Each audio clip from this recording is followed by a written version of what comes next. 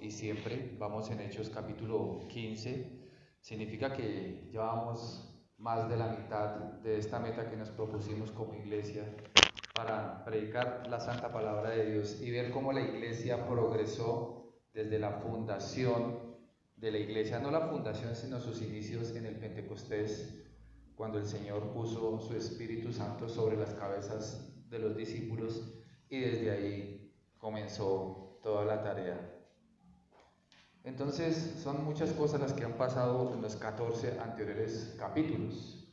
Y en el capítulo 15, donde el apóstol Pablo y Bernabé estaban dando vueltas por toda Judea, estos dos hombres iban de pueblo en pueblo confirmando la fe, pero cuando llegaron a Jerusalén, Jerusalén era como la parte central, era como la New York de esa época. Allá era centralizado, todos los pueblos llegaban allá por el comercio, por los reyes que habían en Jerusalén. Y recordemos que estaba tomado el reino de Jerusalén por los romanos, por el ejército romano, por el imperio romano. Entonces tenían relegados todas las religiones y todo esto, las costumbres. Pero el apóstol Pablo llega con buenas noticias y empiezan a haber inconvenientes como hay en todas las iglesias cristianas o en todas las asociaciones o en toda la sociedad o partidos políticos, que se empiezan a crecer, empiezan a haber sucursales, no estoy hablando de la iglesia, y empiezan a haber desacuerdos, ¿no? Porque si dentro de una familia hay desacuerdos, imagínense, dentro de la gran familia de la iglesia hay desacuerdos. Y nuestra iglesia lleva no menos de 2000 años, entonces en ese primero hubo desacuerdos. Entonces hubo la obligación que en Jerusalén, como estaban centrados los ancianos establecidos por el apóstol Pablo y eran respetados, y ahí donde se encontraban de vez en cuando los apóstoles para recargar baterías y volver a salir a sus misiones. En Hechos capítulo 15, versículo 1, por favor, dice lo siguiente. Entonces estaban todos reunidos. Entonces algunos que venían de Judea enseñaban a los hermanos que si no os circuncidáis conforme al rito de Moisés, no podrán ser salvos. No podrán ser salvos. Entonces algunos fariseos o estos movimientos que venían de Judea estaban enseñando a los hermanos que además de recibir el evangelio de Jesucristo, tenían que circuncidar a los niños, quitándole el prepucio del pene, como enseñó Moisés, para guardar el pacto y pertenecer al pueblo judío. Los hombres enseñaban y decían: listo, ustedes recibieron a Cristo, ustedes tienen a Cristo, pero si no se circuncidan, no son salvos. Entonces, como raro, nosotros los hombres y mujeres empezamos a añadirle más cosas al contrato, ¿no? Uno siempre quiere añadirle más cuando le conviene, o a quitarle cuando le conviene, ¿no? Cuando hacemos compromisos, siempre sacamos la letra chiquita que aprendemos en todos los contratos.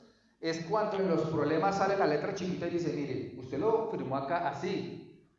O le empezamos a dar interpretación a todos los acuerdos y decir: no, es que esto quiere decir lo otro y lo otro, por eso a mí me parece, a mí parece, por eso la iglesia de Cristo tiene que tener un gobierno, porque son los que tienen que decidir.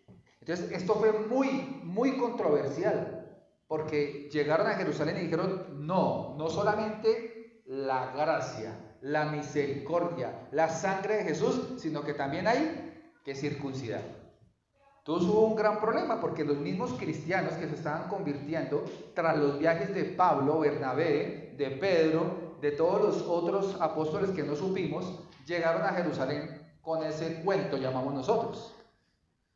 Entonces Pablo y Bernabé dijeron: no, esto no puede ser así, esto no puede ser así, solamente gracia, solamente gracia. Y nace el concilio de Jerusalén, que la palabra concilio es consenso y es conciliar, Y es decir, si están aquí los ancianos, si están aquí los apóstoles, que son los que envió el Señor Jesucristo, pues que se reúnan los apóstoles, y los apóstoles se reunieron con algunos ancianos o pastores de iglesias, hombres importantes, conocedores, temerosos, sabios, y dijeron: ¿qué vamos a hacer con esto que están enseñando? Que aparte de la gracia viene la circuncisión. Entonces, en el versículo 4 de ese mismo capítulo, dice: y llegados a Jerusalén fueron recibidos por la iglesia y los apóstoles y los ancianos, y refirieron todas las cosas que Dios había hecho con ellos. Estaban diciendo: fuimos por este pueblo, creyeron en esta iglesia, estaban sembrando iglesia. Estamos hablando hace 2000 años, ¿no? Estamos hablando de 2000 años. Aquí no está conformado ningún otro sino los cristianos. Y en el versículo 5 dice: pero algunos de la secta de los fariseos que habían creído se levantaron diciendo: es necesario circuncidar. Entonces hicieron el grupo, y unos fariseos se levantaron. ¿Se acuerdan los fariseos? Sepulcros blanqueados, hipócritas, generación de víboras, que le decían al Señor Jesucristo: usted es un blasfemo, usted es un hijo de Dios. Pues se levantaron fariseos y dijeron: pero esos fariseos, ¿qué característica tenían? Habían creído. ¡Wow! ¿No? Como el poder del Espíritu Santo, habían creído. Pero dijeron: es necesario circuncidarlos y mandarles que guarden la ley de Moisés. Entonces, aparte de circuncidar, tocaba guardar la ley de Moisés. 3 cosas: la gracia de Jesús, circuncidarse y guardar el Pentateuco y la ley de Moisés. Más carga, ¿no? A los hombres nos gusta más carga, ¿no? Por eso cuando firmamos contratos de trabajo dice 50 funciones. Y la última, ¿qué dice?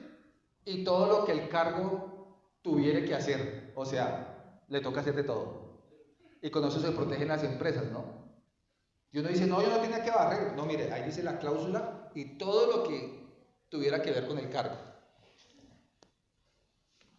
Entonces se reunieron los apóstoles y los ancianos, como les dije.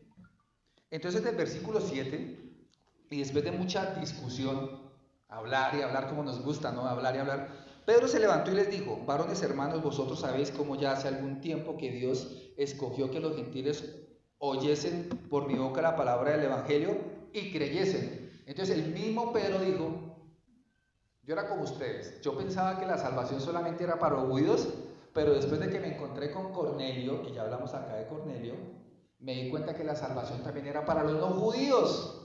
Eso significa que la gracia se desborda más allá que una religión o una circuncidar o que guardar leyes o cumplir leyes al pie de la letra. Entonces el Pedro, el que corta la oreja, el que es apasionado, el que mete la pata en el lago, todo esto, un hombre ya maduro dice: yo me di cuenta que los no judíos también pueden llegar a ser salvos. Porque no había ninguna diferencia entre uno y otro. Versículo 11. Antes creemos que por la gracia del Señor Jesús seremos salvos de igual modo que ellos. Nuevamente Pedro dice: solamente es por gracia. ¿Qué es la gracia? La gracia es, para los que saben de carros, es el aceite del motor. ¿Qué pasa a un carro sin aceite? Se funde. La gracia es esa relación entre Dios y los hombres que hace que esté muy caliente pero que no se funda el motor. La gracia es el suavizante que usted le echa a la ropa para que su niño no se brote. Que las mamás no. Uno dice: pero ¿para qué le echan tanta vaina que suave? Yo no sé qué, que yo no sé, no, que es el niño para que no se brote. Esa es la gracia. Perdón con estos ejemplos básicos. Esa es la gracia del Señor que nos da para que no nos brotemos, para que no nos fundamos. Entonces, en el versículo 13 se levanta otro hombre, y cuando ellos callaron, Jacobo respondió diciendo: varones hermanos, oídme. Versículo 14, Simón ha contado cómo Dios visitó por primera vez a los gentiles para tomar de ellos pueblo para su nombre. 15, y con esto concuerdan las palabras del profeta como está escrito: después de esto volveré y reedificaré el tabernáculo de David que está caído, y repararé sus ruinas y lo volveré a levantar, para que el resto de los hombres que busque al Señor y todos los gentiles sobre los cuales es invocado mi nombre, dice el Señor, he aquí, conoce todo esto desde tiempos antiguos. Yo sé que usted no entendió ni papa porque toca estudiar qué es el tabernáculo de David y esto es contexto judío para los judíos. Pero el señor Jacobo se levanta, otro hombre que es baluarte de la iglesia, un hombre importante, un hombre que ponía su vida, su tiempo, sus recursos al servicio del Señor. Dice, yo respaldo lo que dice Pedro. Acuérdense que todos estaban reunidos, ¿no? Se levanta Pedro, se sienta Pedro, se levanta Jacobo y dijo, estoy de acuerdo con Pedro, pero en esta oportunidad Jacobo dijo, la Biblia dice que esta profecía iba a llegar también el evangelio a los que no eran judíos.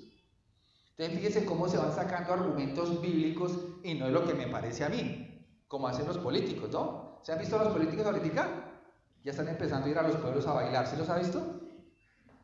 Montan en Transmilenio, compran arepa a la señora pobrecita de estrato 2, 1, sino ganando nuestros corazones.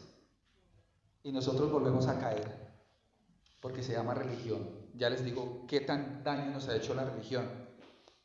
Pero ellos, los apóstoles y discípulos, sacaron la Biblia para argumentar. No que a mí me parece, no que la teoría de tal, sino que a mí no me parece, sino lo que dice la palabra de Dios.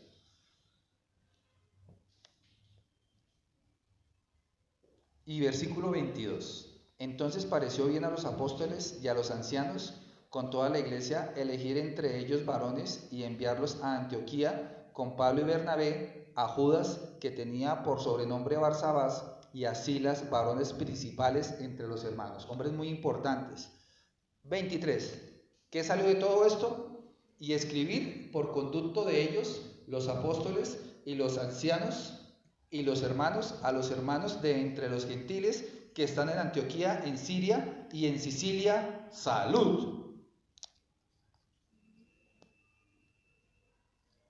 ¿Qué tiene que decir la carta? Varones hermanos, con la gracia de Jesucristo es suficiente y no tienen por qué circuncidarse y no tienen por qué guardar la ley de Moisés. Atentamente, Pedro, Pablo, Silas, Jacobo, los demás ancianos, la rúbrica, un sello, cúmplase, y salieron estos tipos con la carta por todas las iglesias a decir, mire, no necesitamos circuncidarnos, no necesitamos guardar la ley de Moisés, sino que es gracia, es la gracia del Señor. Entonces, esto pareció muy bien a los hermanos y los confirmaron, y para eso fue el concilio. Y de ahí salió algo doctrinal, y de ahí seguimos aprendiendo. Y entonces estos hombres se fueron felices, y Pablo arrancó su segundo viaje misionero.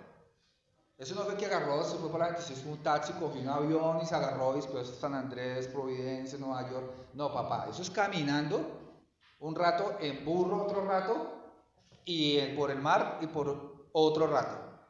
O sea, mientras usted da una vuelta en avión al mundo, Pablo tenía que darla en barco en 10 o 20 años. Eso era un reto para ellos. Entonces, estos hombres salieron a exponer su vida para refutar lo que otros hombres estaban inventando, que no solamente es, por eso hay que tener mucho cuidado los predicadores que se escuchan por enlace, no veo enlace, es feo, no sirve, el 99.9 enlace es mentira lo que dicen ahí, honestamente, solamente hay un hombre ahí que se llama Armando Alducín, que es el único que rescato. Hay emisoras cristianas que ponen 98% de pura música y nada de palabra. Por eso les aconsejo AM 1100 BBN, que la música es horrible, pero la palabra del Señor está bien centrada. Pero como yo no voy a buscar música, sino pues la música que cantamos acá y los gustos musicales que uno tiene, entonces uno tiene que estar pendiente de qué escucha y a quién escucha. Entonces por eso se fue esta carta y subió. ¿Pero qué surgió? Pues que la cosa sigue y ahora nació la Iglesia Católica, el islamismo, y estamos en este momento. Los apóstoles de ese concilio dijeron, no resultó en nada la carta que mandamos porque ahora están haciendo lo que quieren. Porque es que así somos los seres humanos. Le queremos añadir a todo. Creamos leyesitas, creamos cargas encima de los hombres, creamos tal. Las mismas iglesias cristianas dicen, si tú no diezmas, tú no eres salvo. Si tú no diezmas, no te va a ir bien. Si tú no diezmas, pues verdad, mentira, parte de mentira que es una verdad y lo revuelven para manipular a la gente. Seguramente si manipuláramos a las personas, esta iglesia estaría llena, llenándolos de temor o llenándolos de manipulación, de que van a prosperar si solamente vacían sus billeteras aquí en la alforja y van a tener mucho dinero y se van a ganar el baloto, etc. Pero hablamos la verdad, así nos cueste la ausencia de muchos. Entonces se fueron, y versículo 35. Y Pablo y Bernabé continuaron en Antioquía enseñando la palabra del Señor y anunciando el evangelio con otros muchos. Listo, entonces ya se acabó, se bajaron la reja y se fueron a trabajar, a seguir trabajando. Eso es. Pero ¿qué pasó, hermanos? Ese fue el concilio. Todas las iglesias hemos tenido concilios. Yo he tenido concilios acá porque algunos hermanos empezamos a albergar doctrinas o teorías, o empezamos a decir cosas que no están en la palabra de Dios. A veces cuando los predicadores pasan acá y dicen algunas cosas, yo les digo, hermano, ¿usted piensa eso o se equivocó? O hablemos de ese tema, ¿no? Hablemos de ese tema, ¿sí? Sí, son temas doctrinales, ¿no? Porque si yo le pregunto a este hermano, si Adán y Eva eran blancos, o eran morenitos, o eran negros, entonces ¿de dónde salieron los chinos? ¿De dónde salieron los indios? No, hagamos una discusión y un panel de eso. No, pues hay respuestas para todo. Génesis es un libro que da la misma respuesta, pero eso no es doctrina básica, pero hay cosas que sí. Entonces nos hemos sentado acá durante 20 años que lleva esta iglesia y hemos dicho, hermano, no, eso no puede ser así. Lo que acabas de decir no está en la palabra del Señor. Tú lo dijiste pensando que estaba en la palabra del Señor. Entonces el hermano dice, no, lo que pasa es que yo quise decir esto. Entonces es cuestión de comunicación, no de doctrina. Entonces llegamos al acuerdo que si tú albergas esa doctrina en tu corazón, como no es fundamental, yo te pido el favor que no la prediques, porque no es fundamental, y si es tu convicción, lo puedes guardar para ti y para el Señor. Y cuando venga el Señor, le preguntaremos y Él nos revelará todas esas cosas. Y podemos seguir viviendo en comunidad, ¿no? Pero ¿qué pasó? El pueblo judío estaba dominado por los romanos. Entonces vino la encarnación del Señor Jesucristo en la tierra. O sea, esta obra redentora. De esta obra redentora, 12 hombres, que son los 12 apóstoles, salieron a predicar. Y en Hechos, capítulo 1, versículo 8, dice que con el poder del Espíritu Santo descendía sobre ustedes y serán testigos, y hablarán a la gente acerca de mí en todas las partes. Entonces empezaron a perseguirlos, y los apóstoles se empezaron a esparcir por todos lados, pues porque el desplazamiento no lo inventaron aquí la FARC.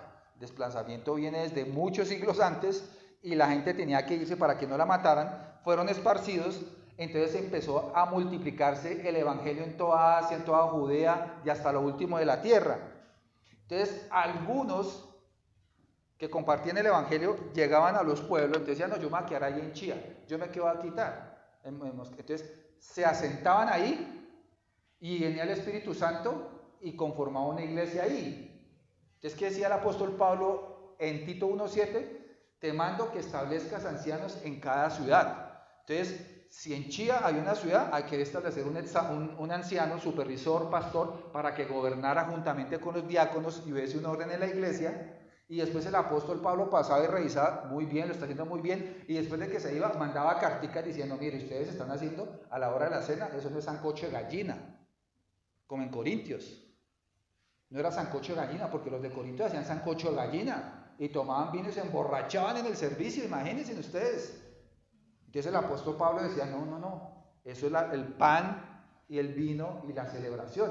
Entonces él empezaba a corregir y la iglesia se empezó a esparcir durante muchos años y durante muchos siglos, hasta que en el siglo III, cuando el emperador Constantino de Constantinopla, este hombre dijo, wow, estos cristianos están bien organizados. Y vemos que estos cristianos no roban. Y vemos que los cristianos que pertenecen al ejército romano obedecen y hacen caso. No se rebelan. ni tienen 10 dioses, sino que dicen la autoridad es Constantino, ¿qué te podemos servir? Entonces Constantino, con esa visión de empresario, dijo, ¿cómo hago para que todo el mundo funcione como estos cristianos que salen de la iglesia de allí y de allí y allí? Voy a darle una estructura y sobre cada anciano voy a poner otro anciano para que maneje Cundinamarca, otro anciano para que maneje Amazonas, otro anciano para que maneje Meta, y les va a poner nombre obispo. Pero es que yo, para hablar con 10 obispos o 30 obispos por cada región, y cada región tenía 10 iglesias, yo me hablo con uno. Venga usted, ahora usted en adelante va a ser el Papa. Y usted le dice a esos obispos que le digan a esos ancianos que ahora Constantino los va a proteger, Constantino les va a dar y Constantino va a ser su rey. Y usted sabe que donde hay plata, somos el segundo país más corrupto, o el primero, nos movemos por plata fácilmente. Eso nos enseñaron nuestras abuelitas. Hágale, mijo, cuélese, eso no sea bobo, cuélese, ¿no? Y hasta la mamá de uno le decía, no sea bobo, eso hágale, que eso la profesora no se da cuenta. O vaya, mijo, o diga que no estoy. Ahí empieza la corrupción en la casa, ¿no? Y nosotros, no, es que los abogados, es que ardía, es que los gobernantes. No, ahí comienza la corrupción, cuando usted empieza a hacer cositas y sus hijos a ver otra cosa y usted decirle, no, eso no es tan malo. Entonces Constantino corrompió a algunos cristianos y se dejaron corromper. Entonces, en el siglo III, el primer papa, Pontífice Madurato Suan. ¿A dónde nos ubicamos? Pues es Imperio Romano, pues para Roma, y de madre. Vamos todos para Roma. Entonces estaba el emperador y estaba el papa. Y el papa empezó a decir, listo, querido, ¿usted de dónde es usted? Ya es de la Loma, tal, tiene un grupo allá de oración, listo, ustedes allá. Te tiene que mandar plata acá a la central para que nosotros pidamos a Dios, intercedamos por sus almas, para que las almas de esas mujeres que están orando allá, ¿cómo se llama el barrio allá? Se me olvida. Buenos Aires, ¿alto o bajo? Buenos Aires, sean salvos. Entonces usted ahora se pone el obispo Carlos, pero que el obispo Carlos le diga al Papa, y el Papa le dice a Constantino, y Constantino le dice sí. Y por eso la Iglesia Católica empezó a coger poder. Tanto poder que empezó a nombrar reyes y empezó a manipular el imperio. Y toda la estructura, como dice Robert, era piramidal. Fue tanto que durante los siglos, en el siglo VII salió el islamismo, que es una historia bien bonita, de los descendientes de Saúl. Saúl no, sino siempre me confundo. Bueno.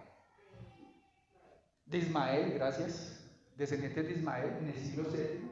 Entonces dijeron los católicos, ¿nos nació competencia? ¿Cómo es? Listo, entonces a un lado la Biblia y al otro lado la espada de madre. Y a matar islámicos, porque estaban los islámicos creciendo. Ahora, más grande que el catolicismo es el islam. Usted aquí porque no le ha llegado, pero usted lee el islam y lo evangeliza y usted dice, uy, chévere. Por eso los chinos, esos jóvenes allá andan con dinamita y dicen, voy a molar por hablar. Es tanta la convicción que hay en el Islam, que nació en el siglo VII, con el profeta Mahoma, con Alá, que los jóvenes tienen un motivo para vivir, una razón para poder ser los islámicos. Por eso salen los niños de 10 y 11 años cargados con dinamita, caminando por las calles diciendo, es un honor morir para Alá, lo que no tiene el cristianismo. Empezó a ganar los islamitas y creció. Después los islamitas dijeron, bueno, cójase usted la mitad de Europa y nosotros nos cogemos la otra mitad. Sí, colombianos, ¿no? Usted corre la cerca para allá y yo corro el río para acá y todos quedamos contentos. Pero empezó a nacer la brujería, empezó a nacer todo eso. Entonces en el siglo XI nació nacieron las cruzadas. Entonces dijeron, vamos a evangelizar. ¿Cómo así que usted todavía, estos chichos, estos indios pastrosos todavía adorando y no le están dando platica al imperio? Diga, para acá los evangelizamos. ¿Que no se quieren dejar evangelizar? Tome. Y mataban en el siglo XI los cruzados, que mataban en el nombre de Dios, que ahí es donde salen los sacerdotes y sale el Papa y dice, qué pena con ustedes. Fueron unos cuantos millones, les pido perdón. ¿Se han visto la hipocresía del Papa? Violamos solamente 150,000. Perdón. Entonces, en el siglo XI y en el siglo XVI, le estoy enseñando historia, porque ya estamos clavando la daga. Le gusta saber de historia, ¿no? Porque sabemos de dónde venimos.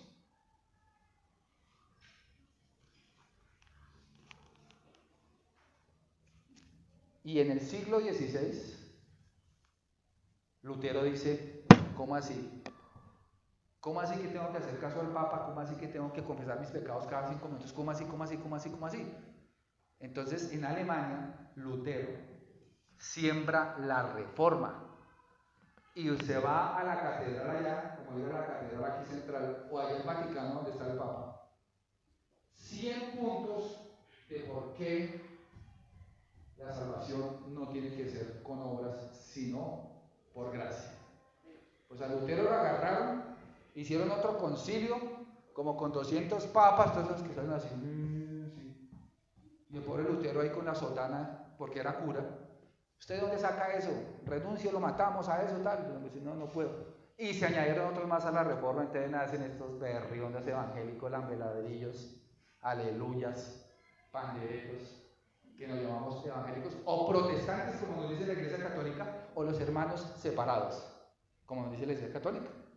Porque estamos reformados y volvimos nuevamente al cristianismo primitivo. O sea, 3 siglos de cristianismo primitivo bíblico, viene Constantino, pero en el siglo XVI nace una vertiente. Inglaterra se convierte al protestantismo. Inglaterra hace misiones y coge a los gringos y los evangeliza. Por eso usted allá encuentra muchas familias cristianas, pero el cristianismo también se convirtió en una religión. Y bueno, viene la protesta y aquí estamos, en la reforma todavía luchando para decir que la salvación es por gracia y no por obras. Herejías de la doctrina católica. ¿Quieren saber algunas?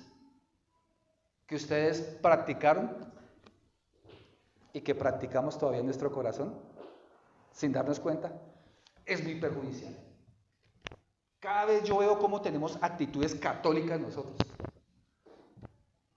Como venir a la iglesia cada vez que nos dé la gana, cada vez que podamos. ¿Cómo todavía venimos, asistimos y no servimos? Eso haciendo en la iglesia católica, ¿sí o no? Entonces, muchas de esas cosas lo tenemos nosotros dentro del corazón católico. ¿Por qué? Por la tradición.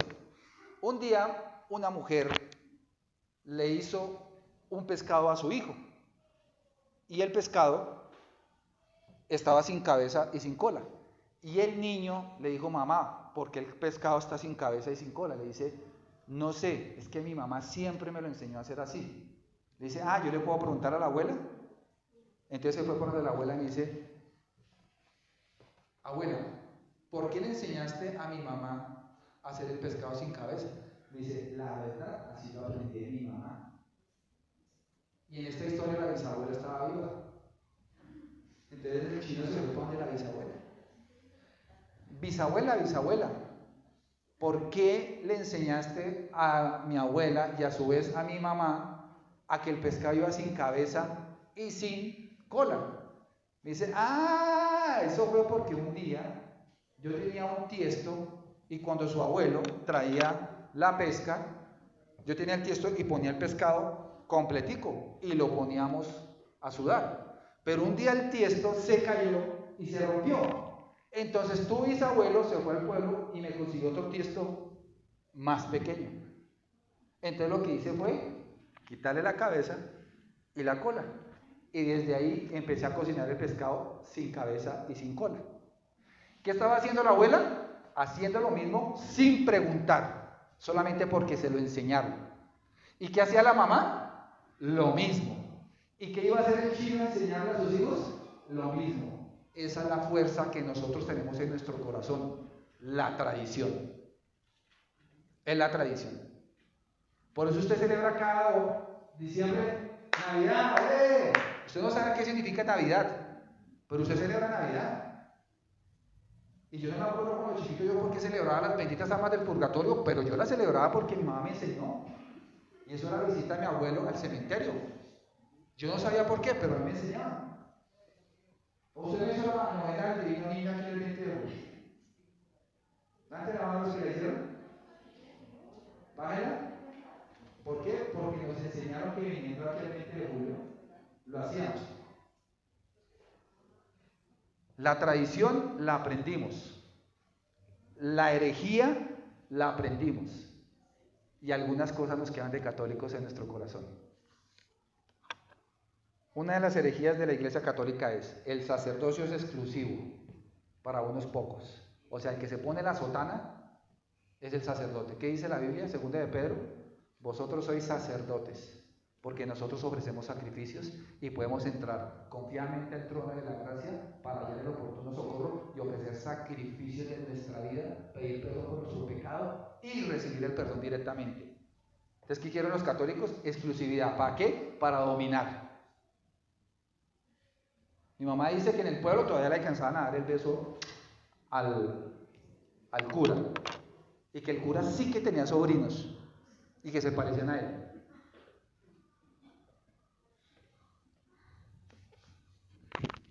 ¿Cómo no van a ser gays los pobres curas? Y más abusando de los niños. No. Segunda herejía. Hay como 600, pero voy a nombrarle nomás 10. La idolatría a santos y ángeles. ¿Ustedes adoraban santos y ángeles? ¿Sí o no que sí? ¿Por qué? Porque lo aprendimos. ¿O usted lo leyó en la palabra de Dios? No, se lo enseñaron. Que si usted iba con un cuadro así de María, o de San Benito, o de San Miguel, o lo que sea, usted recibió la bendición. Yo me acuerdo que Olaya empezaba a bendecir así, yo buscando. Y mamá me dio para que le cayera un poquito de agua, ¿no? Yo me acuerdo de mi mamá en las carreras, yo no sabía por qué. Y mi mamá tampoco, pero tocaba hacerlo. Eso es una herejía. Miren esta, María la Madre de Dios, ¿no? María la Madre de Dios. Es una herejía. Pero la practicamos aquí en Colombia. ¿Saben cómo? Veneramos a las madres y despreciamos a los padres. El Día de la Madre es así, y el Día del Padre, así.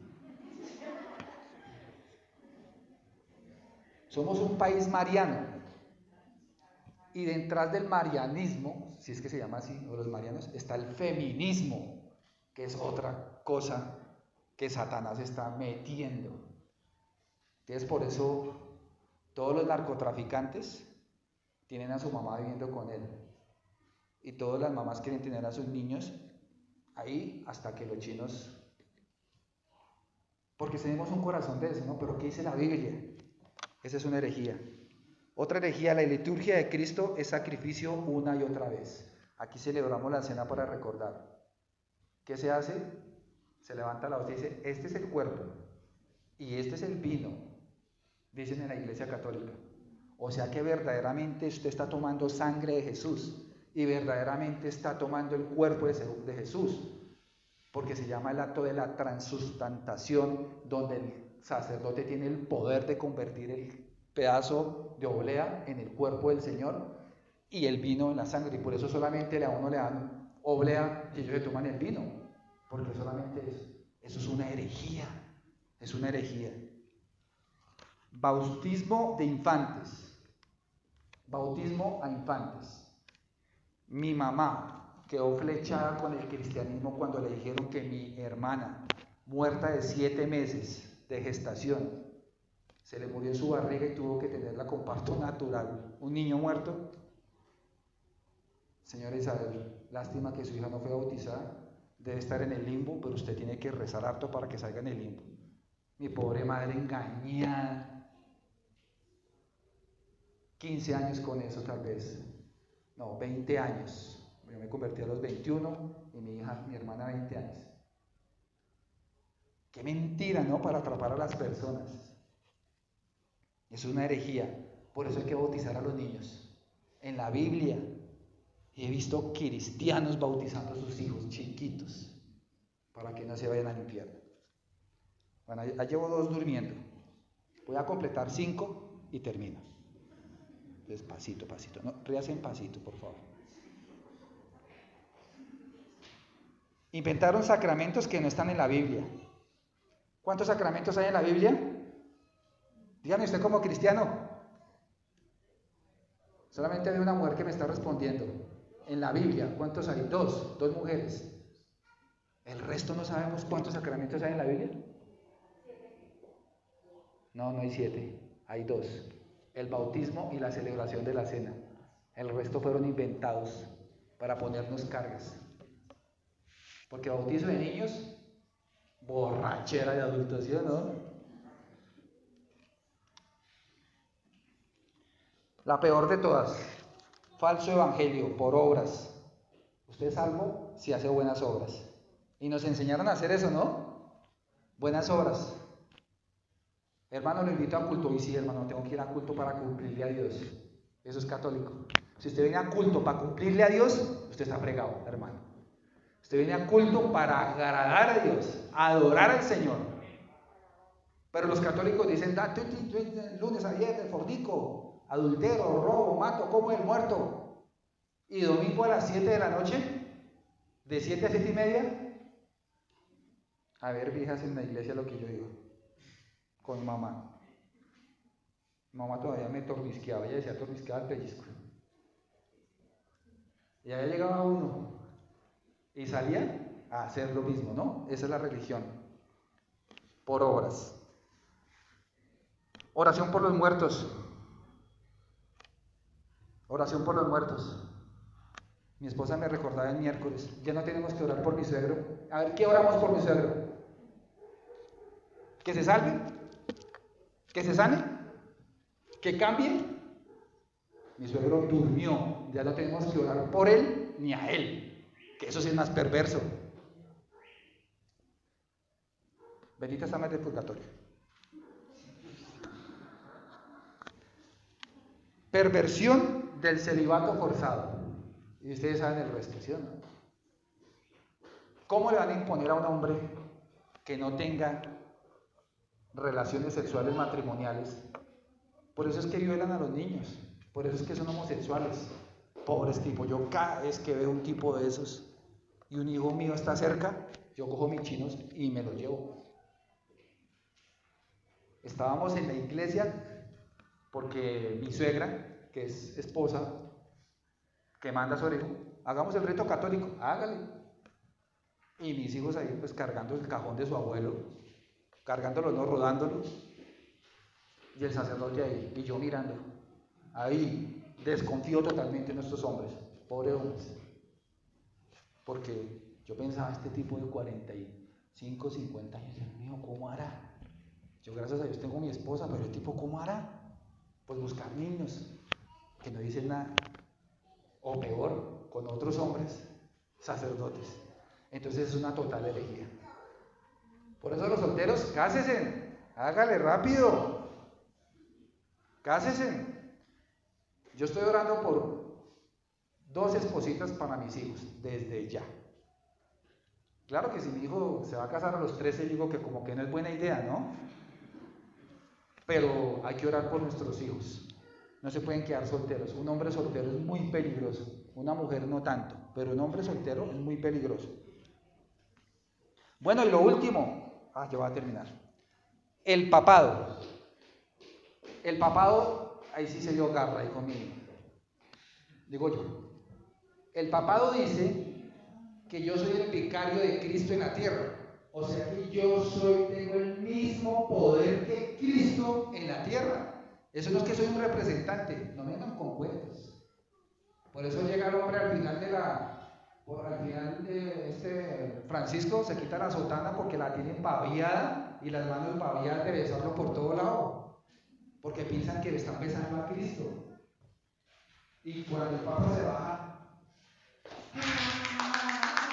el más grande hombre que es el Cristo se bajó y toca niños diferentes. Y lo mira y dice, no, mejor dicho, yo puedo sacarlo, pero no ha sacado ninguno. Entonces por eso es una herejía. Muy bien, hermanos.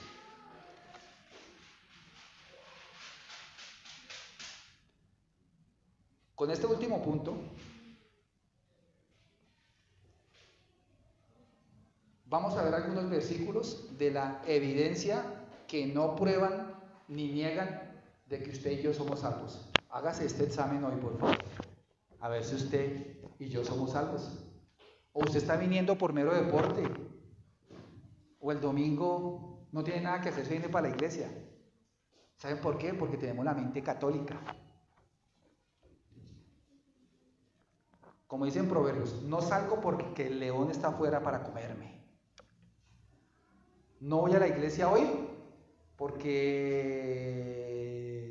¿Cuál me invento hoy? Vecina, ¿no me va a visitar hoy? Y tenemos una mente católica.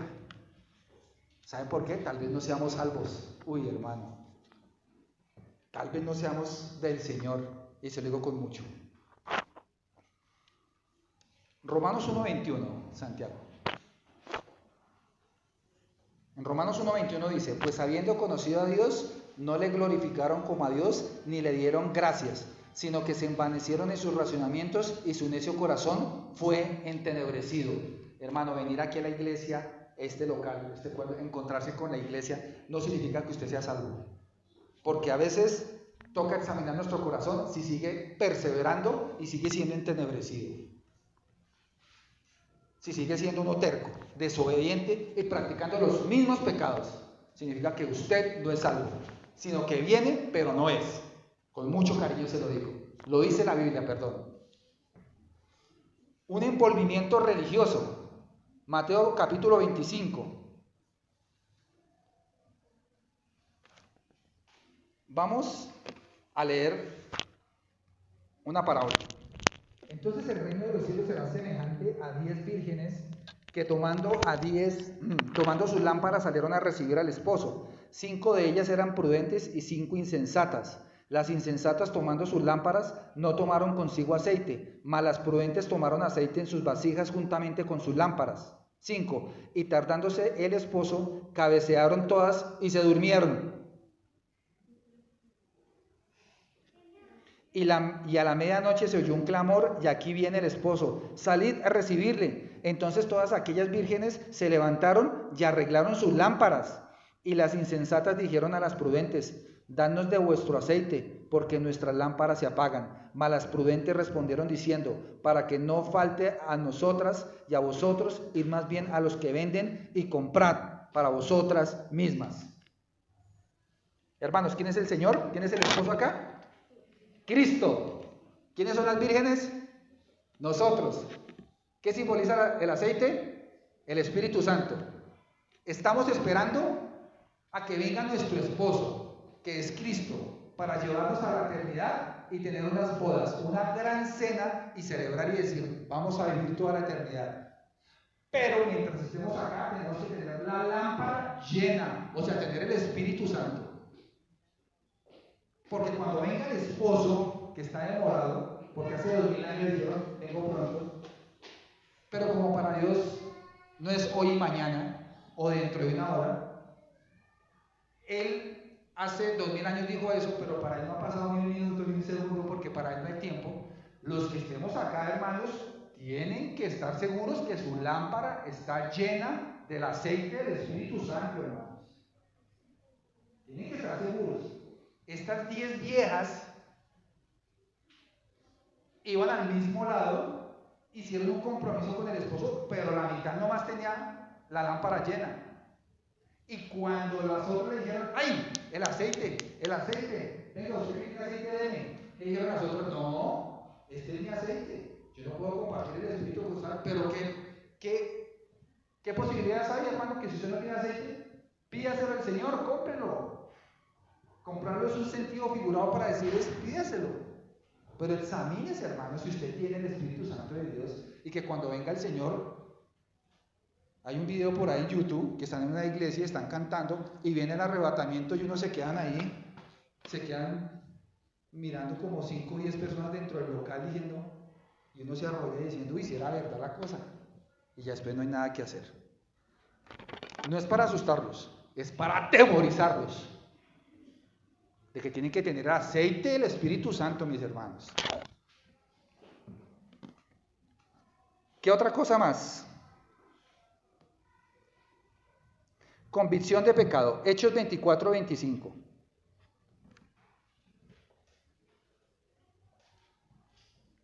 Pero al disertar Pablo acerca de la justicia, del dominio propio y del juicio venidero, Félix se espantó. Félix era un rey y dijo, ahora vete, pero cuando tenga oportunidad te llamaré. Entonces viene Pablo y le comparte a un rey, porque está Pablo encarcelado y está enfrente, no está encarcelado. Pablo está enfrente de Félix y le comparte el evangelio y le dice, te tienes que arrepentir, o sea, no tienes que pecar más, tienes que entregarles tus cargas al Señor, tienes que tener una vida piadosa. Pero Félix, ¿qué le dice? Félix se espantó y dijo, uy, no, esto es muy duro para mí, yo que voy a dejar la cerveza, yo que voy a dejar de fornicar, yo que voy a dejar de consumir drogas, yo que voy a dejar de ser un mentiroso, yo que voy a dejar de hacer negocios turbios. Y dijo, ahora vete. Pero cuando tenga la oportunidad, no me llames, yo te llamo. Hermanos, el arrepentimiento es un cambio de pensamiento donde yo digo y pienso al interior, me digo a mí mismo, lo que estoy haciendo lo estoy haciendo mal. Primero. Segundo, que lo que estoy pensando lo estoy sintiendo. Digo, una cosa es decir, qué embarrada, qué pecadito, no, eso se llama remordimiento. Arrepentimiento es que uno dice, uy, qué embarrada que estoy haciendo en contra del Señor y en contra de mi hermano, o en contra de la sociedad, o en contra de mí mismo, si estoy pecando contra mi cuerpo. Y que cuando mi mente cambia y mis sentimientos cambian, mi dirección cambia hacia el otro lado. Es un arrepentimiento. Es un cambio de pensamiento, de sentimiento y de propósito. Y yo voy para allá y yo voy para allá. Hermano, usted viene a esta iglesia y sigue cometiendo los mismos pecados, sigue siendo el mismo mentiroso. Usted se emborracha solamente los días que comienzan por él. El lunes, el martes, el miércoles, el jueves. O usted solamente peca de vez en cuando está despierto. Hermano, pilas. Porque entonces usted no se ha arrepentido. Usted lo que está viviendo es una vida religiosa cristiana, bacana, perdone por la palabra, chévere, pero no hay arrepentimiento, usted sigue en las mismas, no tiene el aceite del Señor, el Espíritu Santo. Qué pena, me demoré un poquito, hermano, qué pena.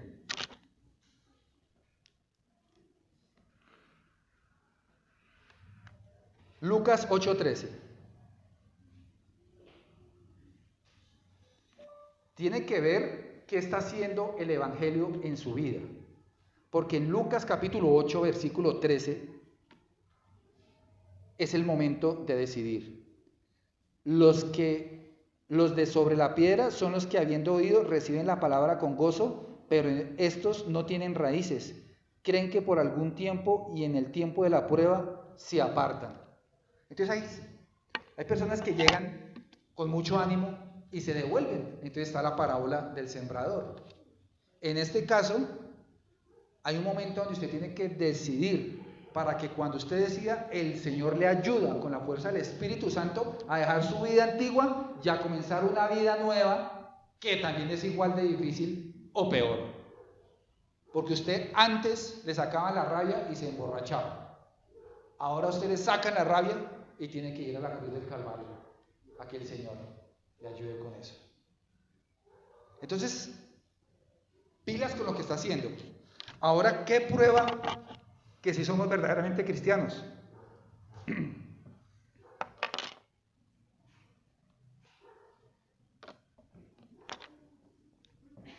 Primero, que tenemos amor a Dios.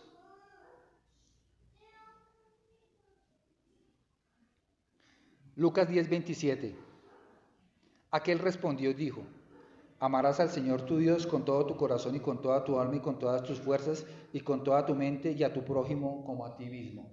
Mi hermano, si usted ama a Dios, no el Dios de la estatua, no el Dios del cajero, no el Dios del bombero que le apaga el problemita, no, sino el Dios todopoderoso que está sentado en su trono y que cuando usted le pasa alguna circunstancia dice: Señor, yo sé que es tu voluntad y estás haciendo un propósito en mi vida. Hermano, lo felicito, usted es salvo. Pero si usted le pasa algo y dice: como el chavo, usted dice el chavo de la vecindad, sale a paralear. Usted no entiende que tiene un Dios todopoderoso. O sea, usted no ama a Dios. Y como no le tiene, no lo puede amar. Arrepentimiento del pecado. Ya hablamos de ese. Vamos a hablar de la humildad.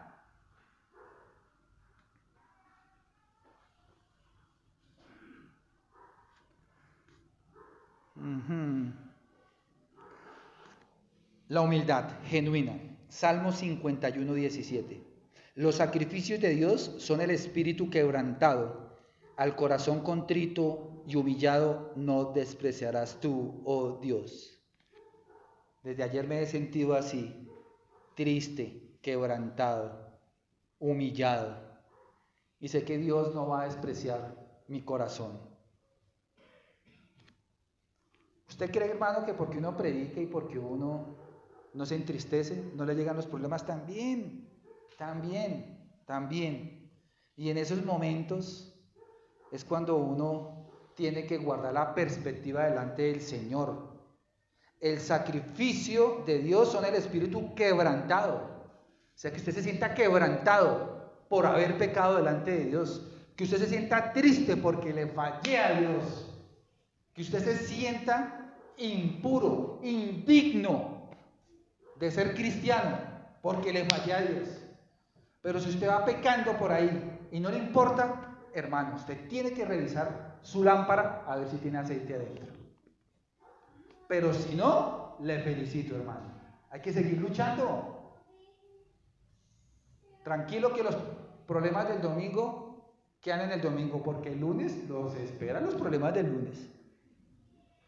Entonces, el Señor se va haciendo suficiente para nuestra vida. Y dejamos esa religión católica y seguimos cocinando el pescado en el tiesto grande. Y no porque me dijeron que me tenía que sentir así, ¿no?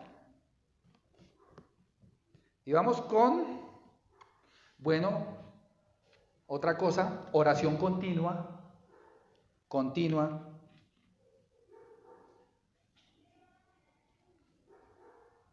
También le refirió Jesús una parábola sobre la necesidad de orar siempre y no desmayar.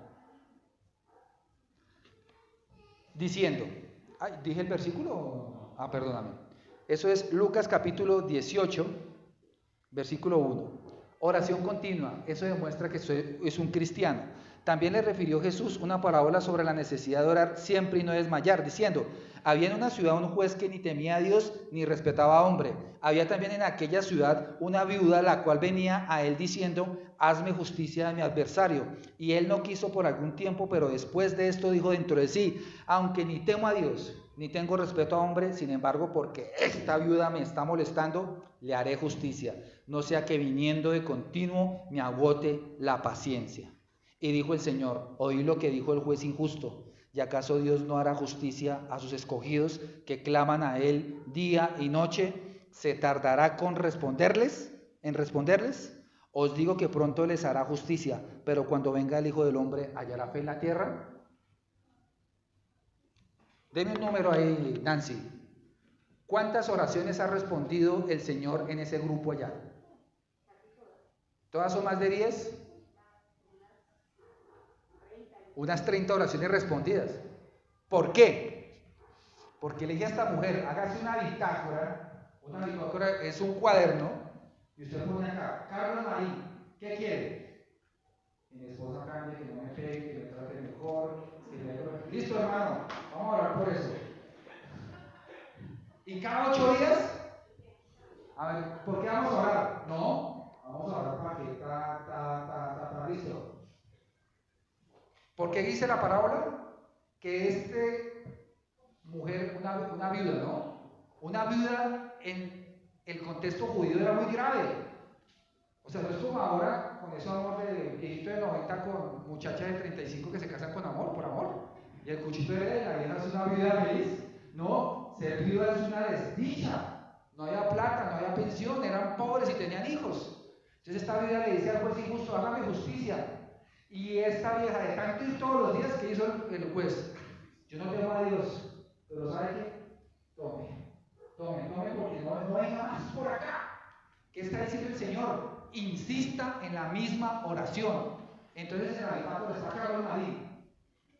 En la otra hoja está Angélica Sacristán. Ustedes se pueden imaginar lo que pide. En la otra hoja está Juan David Casas. En la otra. Y le dan a esa oración. En cada 8 días oran por lo mismo, ¿no? Y gracias, Nancy, por hacerme caso. Gracias por hacerme caso, mío. Una pregunta, ¿listo?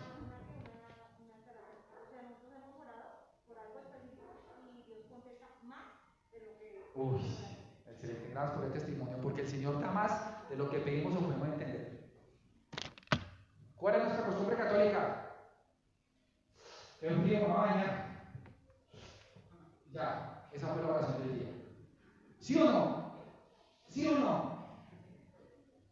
Esta es lo que tenemos que arrancar en nuestros corazones de esa herejía católica. Se llama rezo. Se llama rezo.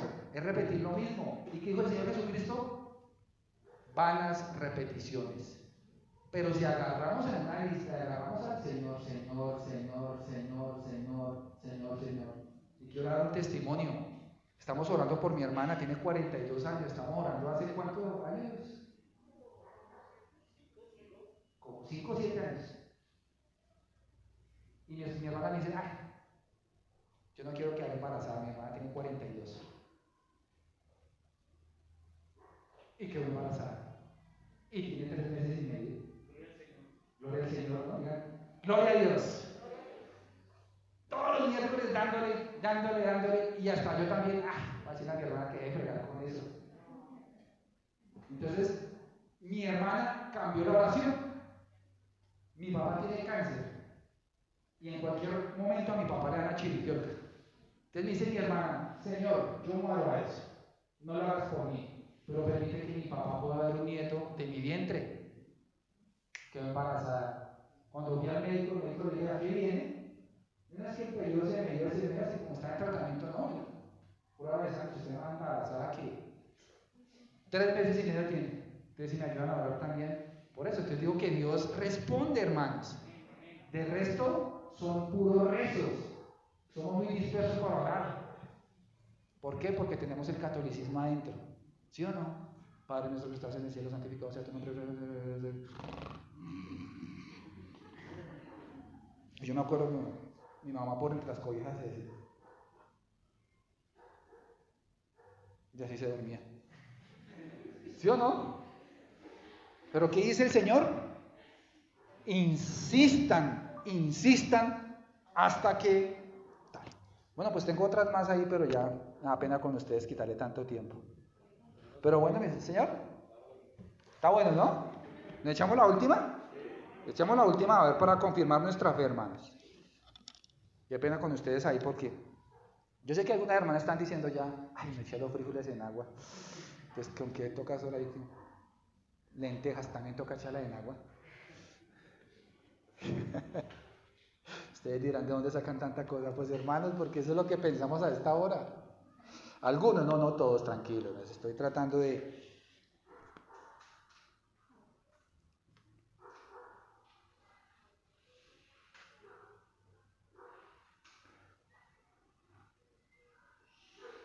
Uy, es que tengo 3, no sé por cuál decidirme. Dígame el número 1 a 3, Iván. 3. Muy bien. Una vida de obediencia. Mateo 7:21. El Señor te va a hablar, Iván. ¿Qué creyó? ¿Que eso solamente era pedir el número? No, mentiras. Pero sí espero que el Señor nos hable. Mateo capítulo 7, versículo 21.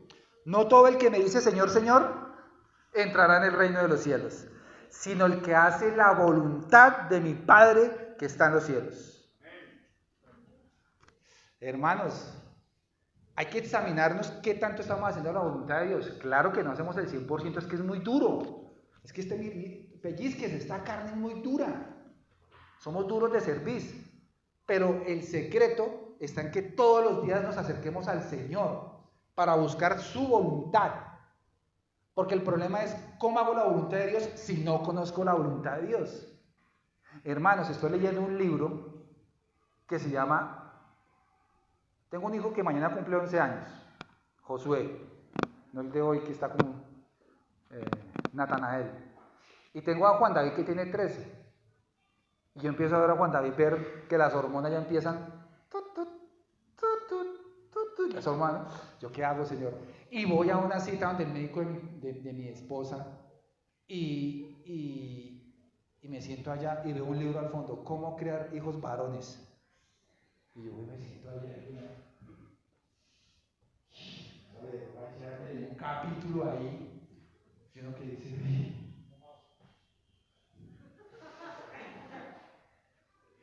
Y sabe el doctor, que es cristiano, me dice, ¿usted hijos varones? Le decía, Señor, 2. Me dijo, ya es el libro. Y empecé a leer y decía, uy, Señor, también das instrucciones para los que somos padres y tenemos hijos varones, ¿qué es lo que toca hacer con un hijo varón? Y ese libro para mí ha sido una bendición. Pero si yo no supiera la voluntad de Dios para criar a 2 hijos varones, entonces no puedo hacer la voluntad de Dios. Entonces, no todo el que me dice Señor, Señor, oiga, pero ¿por qué mi hijo se perdió? No entiendo, Juan David, si usted venía aquí todos los domingos a la iglesia. ¿Usted cuándo me vio borracho en la casa? ¿Usted cuándo me vio robando? Juan David. No, hay que instruir a mi hijo. Instruir es que me tengo que sentar a pagar el hijo del... ¿Cómo se llama? El hijo de Gómez Díaz, ¿cómo se llama? El hijo del cacique, tengo que pagar. Y sentarme con mi hijo y decirle, mira, papá, Dios quiere esto para tu vida. ¿Qué dice ahí? Y hablar del Señor con mi hijo. Para que yo me asegure que mi hijo no se me va a torcer por algo que yo hubiera podido hacer. Entonces yo puedo decir, Señor, ¿por qué se perdió mi hijo? Pues porque no lo instruiste. Si en mi palabra está ahí cómo instruir a un niño. Entonces por eso tenemos que... No todo el que me dice Señor, Señor entrará al reino de los cielos, sino el que hace la voluntad de mi Padre. ¿Qué tanto usted está haciendo la voluntad del Padre? ¿Qué tanto? Pilas, porque muchos dirán en aquel día es cuando estemos enfrente de Él. Señor, ¿no profetizamos en tu nombre? Señor, en tu nombre echamos demonios y en tu nombre hicimos muchos milagros. Entonces el Señor Jesucristo responde, les declararé, nunca os conocí, apartados de mí, hacedores de maldad. Qué dolor, hermano, no podemos llegar a eso. Por eso tenemos que hacer la voluntad de Dios. Por eso tenemos que hacer la voluntad del Padre. Por eso tenemos que doblar nuestra rodilla, doblar nuestra voluntad delante del Señor. Entonces, mis queridos hermanos, dejemos de ser tan católicos y seamos más bíblicos. Dejemos de ser menos religiosos y vivamos una vida cristiana más libre, más chévere en el sentido de libertad bíblica, ¿no? No de esas cosas que lo pueden a uno grillete para que no puedan andar. La ley de Dios no es una carga, la ley de Dios es una libertad, que si la cumplimos nos hace libres y felices para siempre. Amén. Oremos, hermanos. Padre querido, gracias nuevamente por tu santa palabra y por lo que nos muestras, y oramos por el movimiento católico, Señor, para que tú rescates a la mayor cantidad de gente. Tú nos rescataste ya allá, pero te suplicamos en el nombre de Jesús, Señor, que podamos vivir vidas apacibles, vidas de justicia, vidas con libertad, haciendo tu voluntad, practicando el arrepentimiento, perseverando en la oración, practicando la obediencia. Tú sabes, Señor, que somos débiles, Pero yo te ruego, Señor, que mis hermanos llenen su lámpara con el Espíritu Santo, para que cuando tú vuelvas podamos ser encontrados hechos fieles y podamos irnos contigo. Alabado sea tu nombre. Yo oro por los que no han venido hoy, para que tú, Espíritu Santo, les estés animando, les estés exhortando. Señor, también consuela el corazón de la familia Díaz, de la mamá de Sergio, de los hermanos de Gloria, por la muerte de su hermano, Señor. Que Sergio pueda proclamar tu palabra allá en Santa Marta, en medio de sus tíos y de sus primos, y que pueda haber un mover allá en medio de su familia. Te alabamos y te bendecimos, y también te doy gracias, Señor, por el encuentro de niños ayer. Fructífero, 35 niños, 40 niños escuchando tu evangelio. Alabado sea tu nombre, Señor, porque los niños también son tuyos, por supuesto. Muéstranos qué hacer con ese ministerio, y gracias, Señor, por la disposición de los jóvenes para servir. Gracias por ellos, en el nombre de Jesús. Amén.